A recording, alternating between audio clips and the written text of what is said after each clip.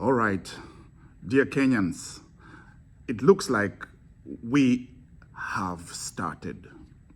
It looks like we are there now.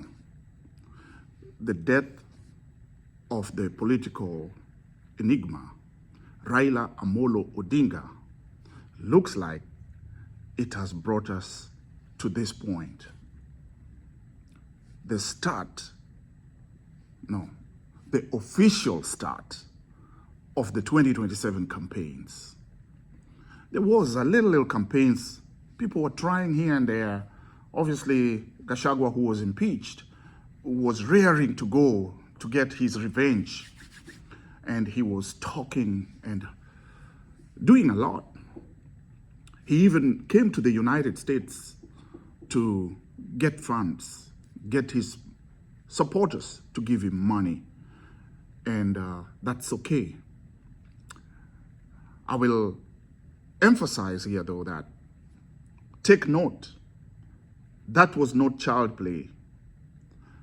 Those who want to compete against Gachagua, or the people who are backing him or who are backing him, they gave him a lot of money. They gave him a lot of support. They gave him a lot of strategy.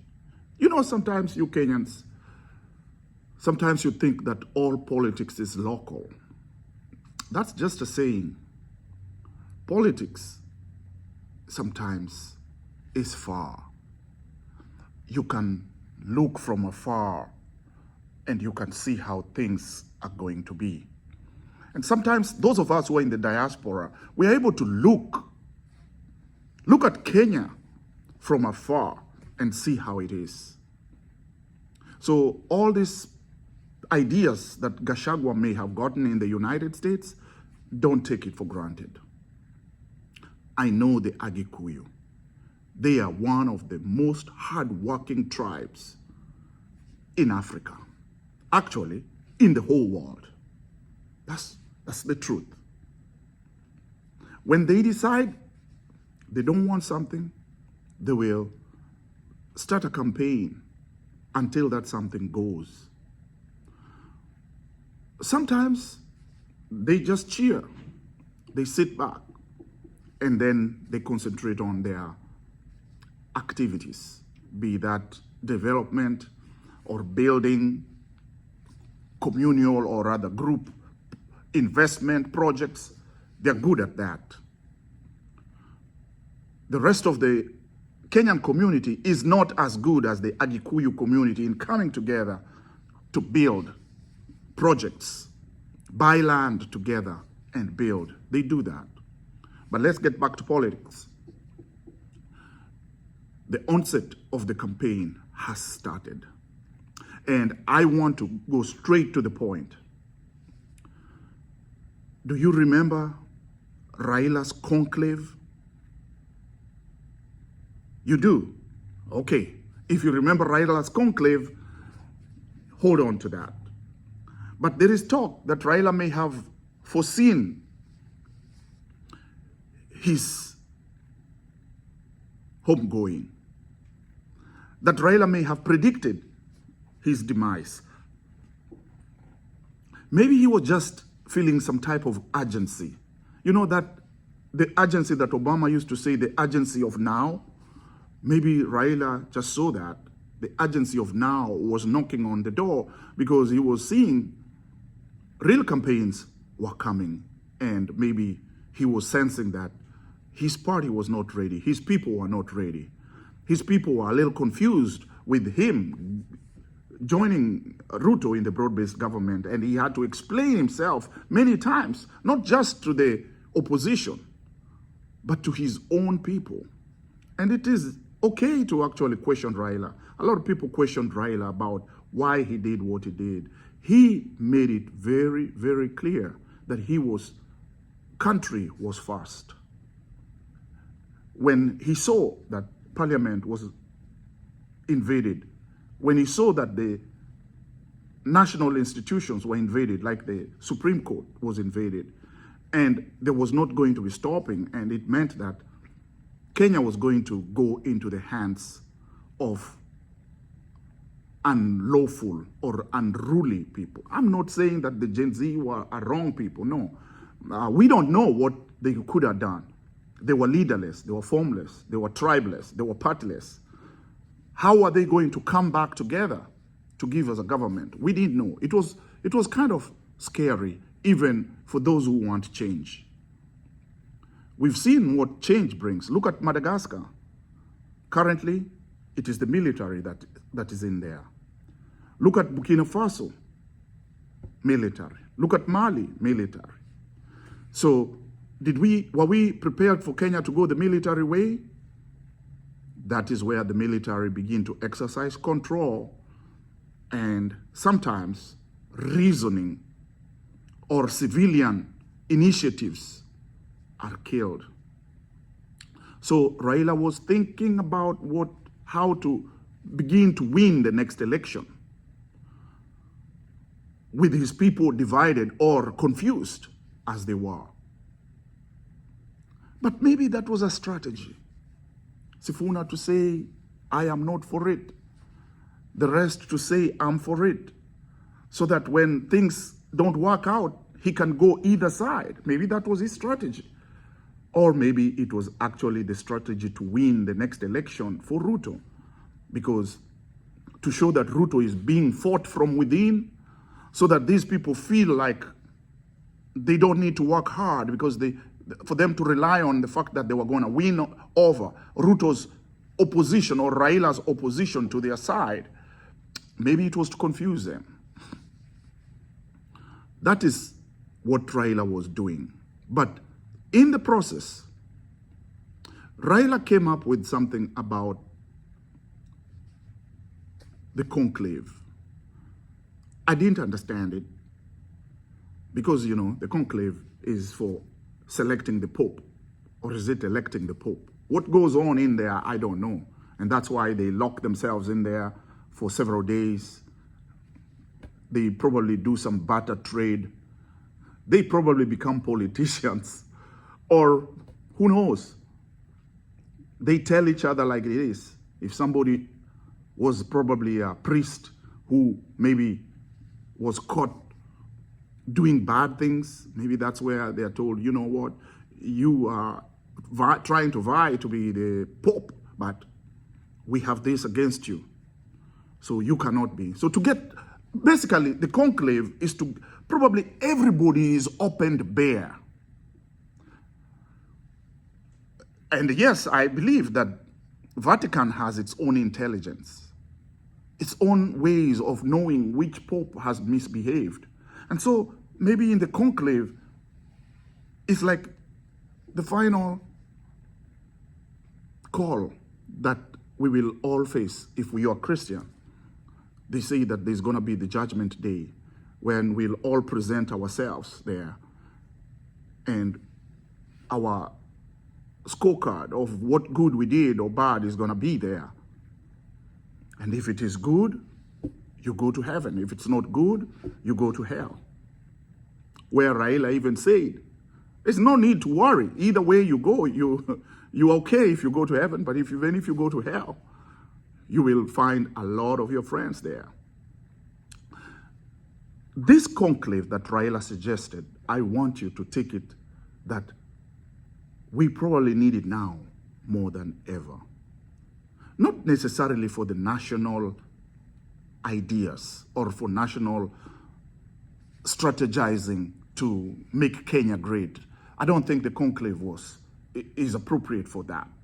But I do think that the conclave is needed now for ODM. ODM has lost their leader, both political leader, and also the Jotelo, the nation of Jotelo has lost their leader. And therefore, the two are not mutually exclusive. I don't know how to put that. Remind me about my math. You know how they said which one is exclusive or which one is mutually... Let me not even continue with that language because it's been a long time. But ODM has issues It is the strongest party. It is the party that was founded by several people who are still there and some who are outside. I did a video yesterday about the Lion King, about the lion grooming people within a pride, grooming cubs within a pride. And for those cubs to become their own, they have to go out and then they come back. Sadly, sometimes they chase away the old lion. Sadly, sometimes, in order to get the lionesses ready to procreate, if the lionesses don't agree, they kill the cubs that are present in order for the lionesses to sit at the table and discuss about who is the legitimate heir. It's the lion's life. It is the cycle of life. It's a circle of life. But we are so much like that. And I think that the best thing that can happen is for ODM to come together and sit in this conclave. Let them lock themselves somewhere. Let all stakeholders be there, including UDA. And let them agree. I truly believe that Musalia Mudavadi, Joho, Najib Balala,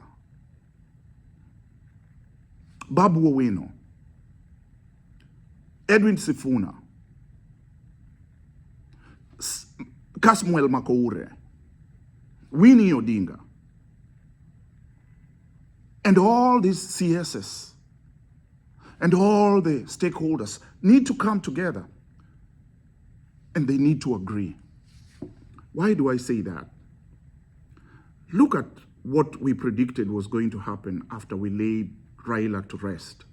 Have you looked at the news and seen how the mountain is beginning to talk?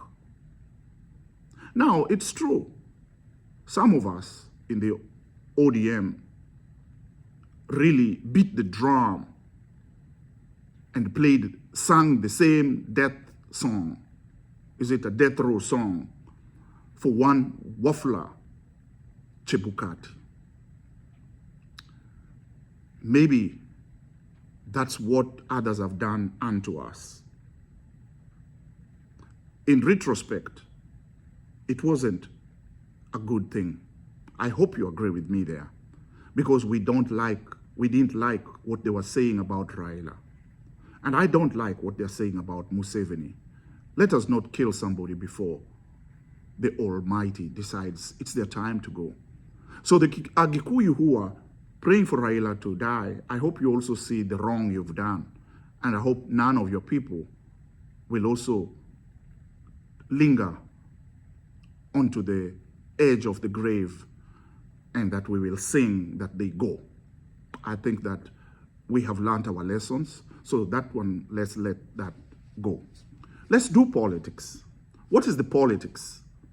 Let me tell you, the Kikuyu are coming very strong. Now that Raila is out of the way, they're coming all the way. They are all in now because they are seeing the confusion and the divisions. And if ODM and UDA and any other party that is not wanting to go together with Rigathi Gachagua and the central or mountain people, you better organize yourself. Nothing wrong for you to stay together, because the numbers that side are big. And the only way to defeat that side is for you to do the politics that makes you stronger. Time is gonna go like you crazy. The speed will go. So get together, get into this conclave.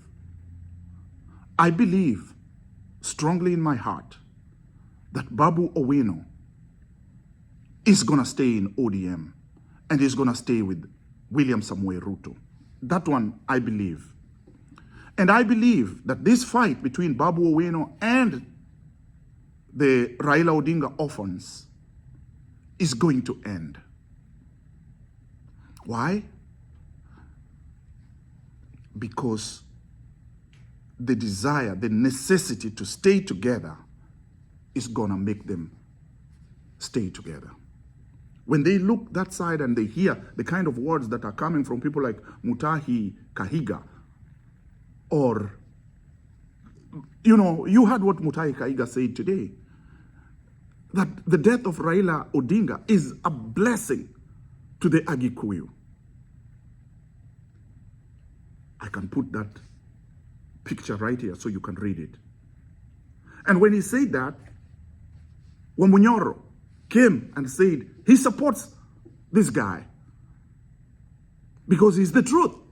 That's what they say. It's the truth. That the death of Raila has given the Agikuyu a lifeline. If you mess up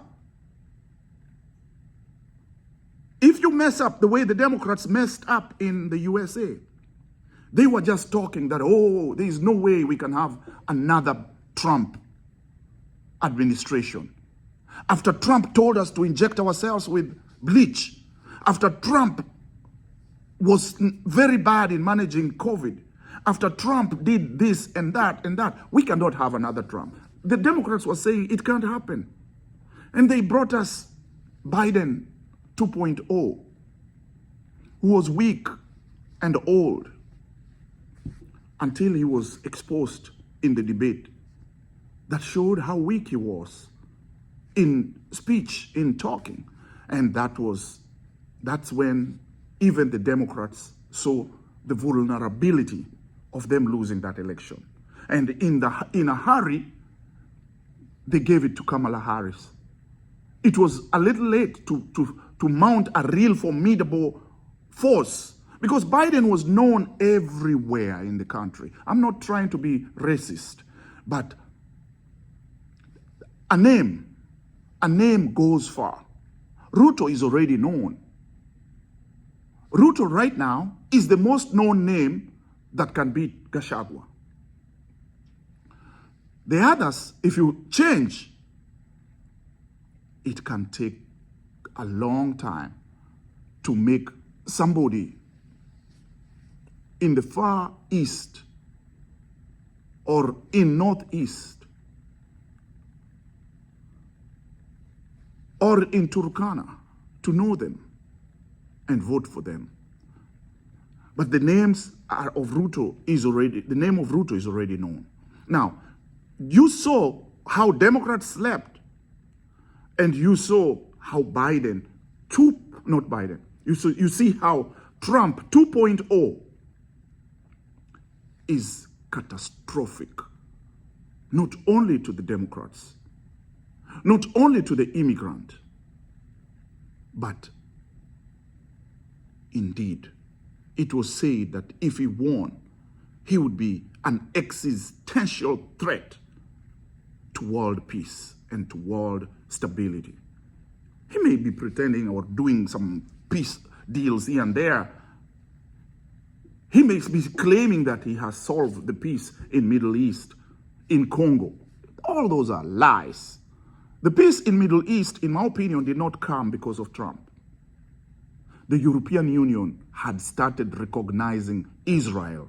The European Union had started recognizing Palestine. Spain recognized Palestine. France, several countries have started recognizing Palestine. And before you know it, Israel was trying to get to the World Cup. I think they've already been knocked out. But if Israel had made it to the World Cup, there was already a call to ban them from the UEFA. UEFA was ready to ban Israel from international sports, just like the way they've banned Russia for invading Ukraine. And if that had happened, you know what Trump would have done? Trump would have gotten into anger, and he would have probably said, get this World Cup out of the United States. And this World Cup, the World Cup in 2026, could have missed the United States. It's still not quite clear that it will actually be played in the United States. That's according to me, but that's a different story. But let's get back to this. Do you guys understand how the Democrats let the presidency slip from Trump, from Biden, who was a one-term, and it went back to Trump to get a two-term? Hey, you musilete mchezo. I don't know if you see it, but Ruto has only been in power for 3 years. In those 3 years, Ruto has tried to help the other sides that were not getting their fair share of the national cake. Ruto has not been with ODM for those 3 years. Ruto just became together with ODM this year after Raila lost the bid to the AU chairmanship, AU Commission chairmanship. It is only since that time that a few Luos have been appointed into key positions. Ruto made history appointing the first finance minister in Kenya in 30 years from the lake. The first attorney general, the first female attorney general also, for the first time from the lake. That is making the people who don't like resources to be distributed fairly crazy. They've just missed the national cake for, I want to say, just probably since Gachagua was impeached, which was last year, October 17. That's the only time they've missed the national cake. On the other hand, we have missed the national cake since Jaramogi fell off with Jomo Kenyatta. See how it is making them feel bad. The way the people from the mountain are acting is exactly the same way the Republicans were acting when Biden won. They were more energized to come into the next election than the Democrats. So I'm telling ODM and UDA, get together. Get together. What is that saying? Hang together or be crucified apart. I don't know how it goes. You know it. Stay together. It doesn't matter who's the kingpin of ODM, but give it to William Samoei Ruto. Give it early. And I predicted this a long time ago. I made a video here 7 months ago. And I predicted about what Raila was going to say. Remember, after he lost the AU and he decided to take a break about what he was going to do. And people were beginning to debate, what is Raila going to say? What is Raila going to say? I came up with a video titled, What Raila Will Say. And exactly my thoughts. Raila did exactly my thoughts. So what I'm actually telling you might actually be the way Raila thinks. I found out actually in life that sometimes when I'm thinking of something, I don't even have to wait long. I see that Raila has said it. I'm not trying to say I'm a prophet or whatever, but sometimes the way I'm thinking is the way Raila was thinking. And I'm telling you, this person called Edwin Sifuna, as much as some of people see him to be an antagonist, Edwin Sifuna is going to be the person who will propose William Ruto to be our presidential flag bearer for 2027. Yes? William Ruto will run in 2027 with the ODM ticket. I said it before. Some have said it. Ruto himself said it. Gave you clues yesterday during the funerals. The other day. They're saying it now. It's coming now. It's all getting out. Anyway, ladies and gentlemen, I've reached my limit of time. I'm trying to make the video shorter at 25 minutes. And I didn't intend to be a politician. I didn't intend to be making these videos every day. I like to make musical instruments and try them, see how they sound, and play some tunes here and there. Those are the videos I enjoy making.